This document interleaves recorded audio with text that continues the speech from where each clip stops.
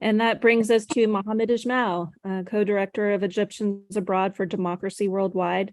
Mohamed, can you talk to us about what Egyptians Abroad and your friends and allies here in the West, what can we all do to help support democracy in Egypt?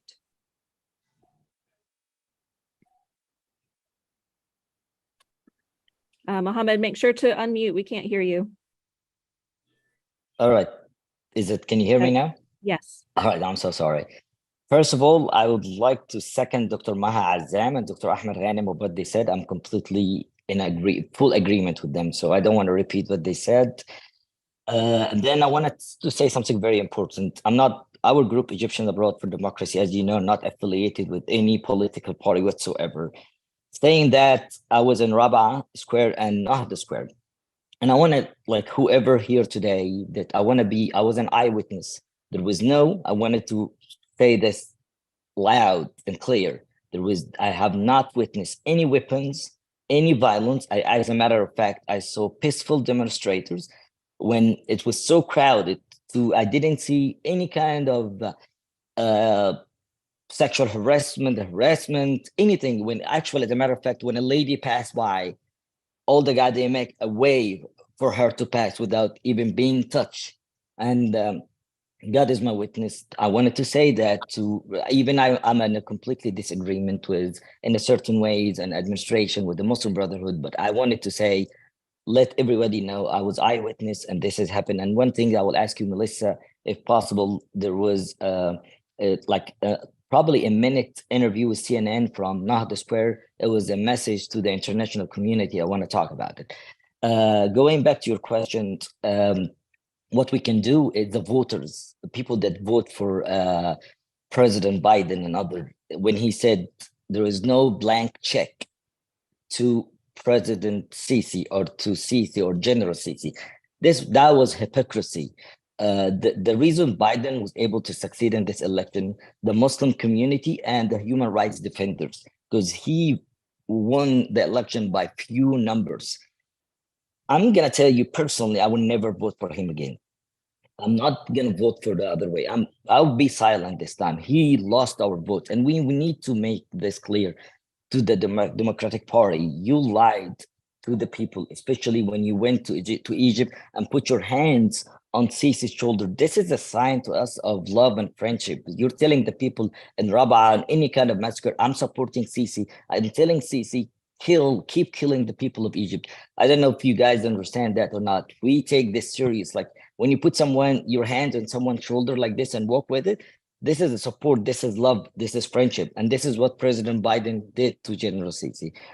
The last part I want to say before the video, if you want to see stability in Egypt, support democracy and freedom, support the choice of the Egyptians, because this is eventually will be the stability. You're thinking a shortcut or short term by supporting dictatorship because he's doing what you want. At the end of the day, those people, as Ahmed said, they were gonna resort to terrorist group, because when you're not giving them any other options, you're thinking you're winning now for probably 10 years, 15 years. At the end of the day, we all gonna lose.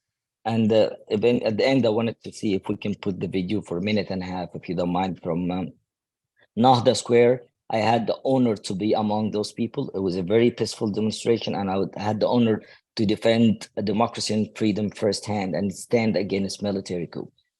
Mustafa, can we play the video, please? Now, we only heard sort of secondhand what the speech was in. The mood here is defiant. People are angry at the fact that the man they elected a year ago, Mohamed Morsi, is no longer president. And many people, what's interesting actually, Michael, is we saw airplanes flying overhead, trailing the colors of the Egyptian flag.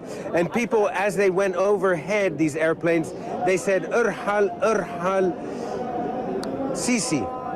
Of course, which means in Arabic, go, Sisi Abdel Fattah al-Sisi, the Minister of Defense, which, of course, just a few days ago in Tahrir Square, we were hearing Irhal Mursi, go Mursi. So a very different mood here. Now, I'm joined by Mohamed Ahmed, an Egyptian-American who came here this month on the 5th of June to find out the state of democracy in his native land. How do you evaluate democracy in Egypt today, Mohamed? I think it's a complete assassination to democracy and legitimacy. It's a complete assassination. I came here June 5th to speak to the Egyptian people. It's a newborn of democracy. I'm here, I don't care who's the president. Regardless, Morsi, Sabahi, Shafiq, regardless. I'm here to support democracy and legitimacy. I enjoyed freedom and democracy in the United States, and I wanted to see it applied in Egypt here. I want these people to feel the freedom.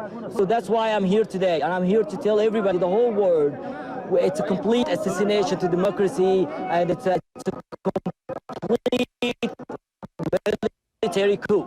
Now, Mohamed, what options do people like Morsi? What options do you have to change what has happened? Actually, the option we have is getting together and do a lot of pressure on Sisi. Let him know that we are the real Egyptian. It doesn't mean 20 million people went to the street, that we're 90 people, 90 million people. That means if 20 or 30 million people that don't represent the whole Egyptian. The best way to judge is going to the boxes, going to the election. Either take him out or keep him in. So that's why I'm here. I wanted to tell the whole world that. That's it. All right, thank you.